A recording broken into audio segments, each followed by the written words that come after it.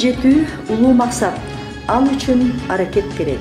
68-гимназия ук-тарбия комплекси Бишкек шаарынын Борбордук бөлүгүнүн батыш жагында кыргыз элинин улуу акыны Токтогул Сатылгановдун ысмы коюлган көчөдө жайгашкан. 1988 жылы шаарыбыздын калкынын балдарын кыргыз тилде окутууну каалагандар үчүн чоң жаңылык 68-орто мектеп окуу тарбия иштерин кыргыз тилинде жүргүзө турган экинчи кыргыз мектеби ачылган. Бул окуяда заманыбыздын улуу жазуучусу, дүйнөгө таанымал Чыңгыз Төрөкулович Айтматовдун салымы бар.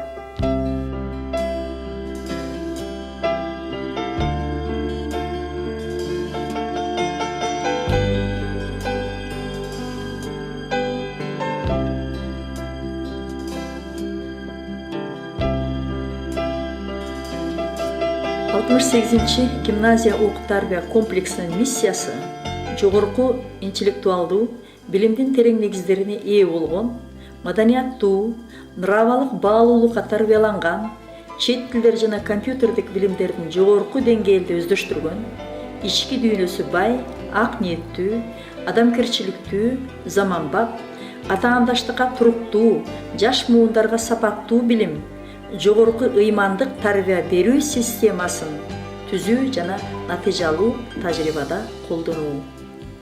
Гимназия мектебинин ийгиликтүүлүгүнүн бирден бир жолу иштермандык, демилгелүүлүк, изденүүчүлүк, жаңычылдык.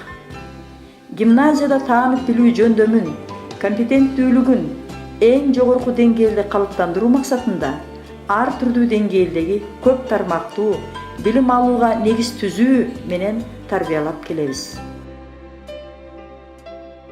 Бүгүнкү мектептерде инновациялык ишмердиктердин болушу өтө зарыл, себеби замандын талабы.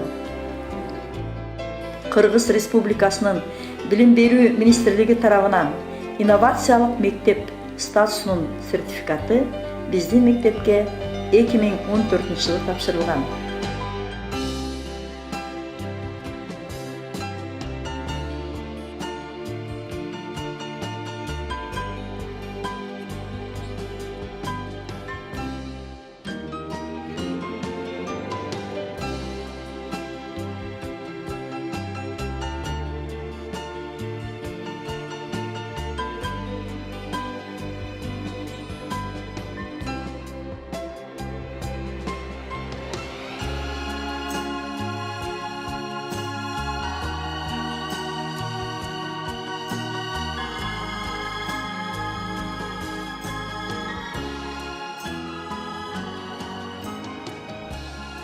Билим берүү процессинин катышуучуларынын сапаттуу билим алууга болгон максатын, керектөөсүн канааттандырууну уюштурууда 68-гимназия ук-тарбия комплексинде башкаруу структурасынын ишмердиги өтө зор.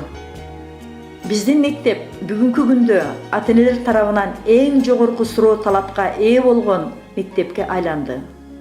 Мектеп долбоор боюнча 1240 окуучуга эсептелинген. Мугалим улут түзүүчү деген акылман сөз өтө маанилүү.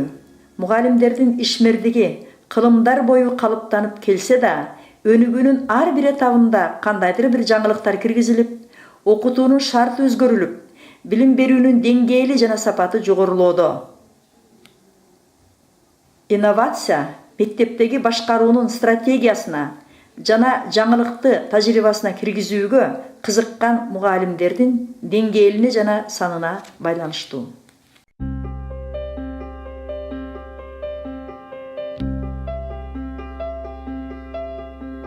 Мугалимдерде методикалык деңгээлин жогорулатуу тиешелүү базаны талап кылат.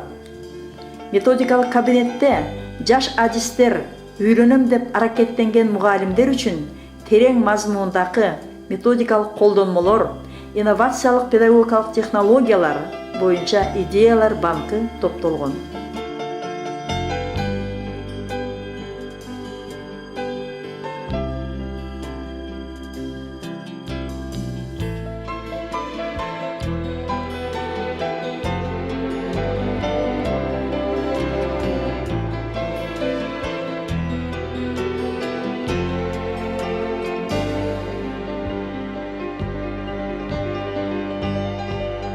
Сиздердин назарыңыздарда мугалимдердин тажрыйбасында кеңири колдонулуп жүргөн инновациялык технологиялар, келечек муундун билим тарбиясына, адамдык баалуу сапаттардын калыптанышына билим берип жаткан мугалимдердин ролу зор.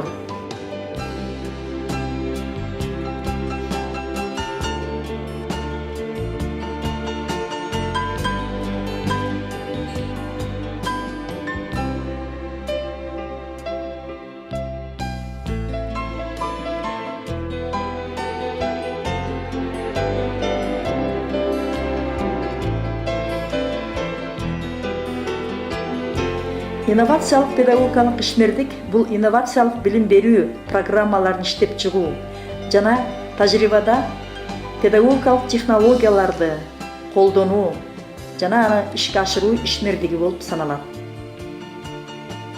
Ал ишмердиктердин негизинде программалар мугалимдер тарабынан иштелип чыгып, гимназиялык компоненттерди окутууда кенен пайдаланылып келет. Педагогикалык коллективдин илимий методикалык жактан деңгээлин жогорулатуу максатында методикалык тарбиялык дидактикалык системаны түзүү жана мугалимдин кесиптик калыптануусуна карай мектепте системалуу түрдө методикалык иштер дагы уюштурулган. Ал эми 68-гимназия окуу тарбия комплексинде педагогикалык коллективдин иш тажрыйбасын, кесиптик чыгармачылыгын бөлүшүү максатында системалуу иштер уюштурулган. Гимназияда окуучулардын жөндөмүн жана мүмкүнчүлүктөрүнүн өзгөчөлүктөрүнө ылайык алардын өсүшү, өнүгүшү үчүн ыңгайлуу шарттар түзүлгөн.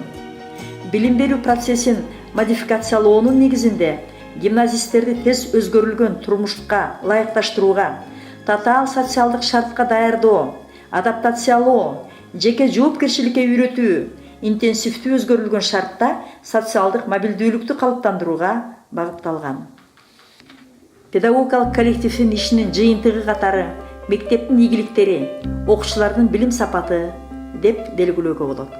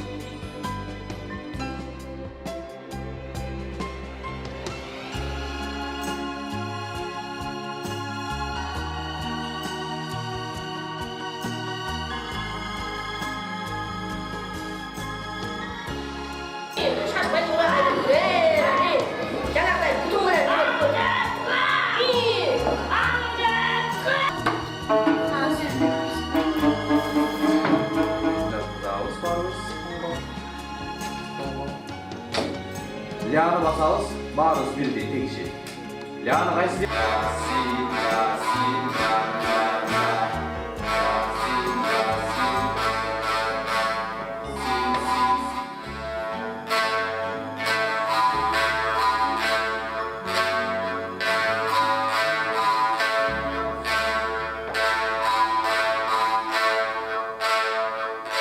Шығыш керек.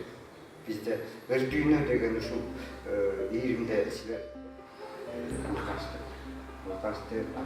老师好，同学们好，请坐。好，我们现在把书翻到那谁来读 ？Kim O Bilet。来。星期，春文，语文，日文。Косарочка должна выглядывать на 1,5 сантиметра. Это не тогда, когда вы руку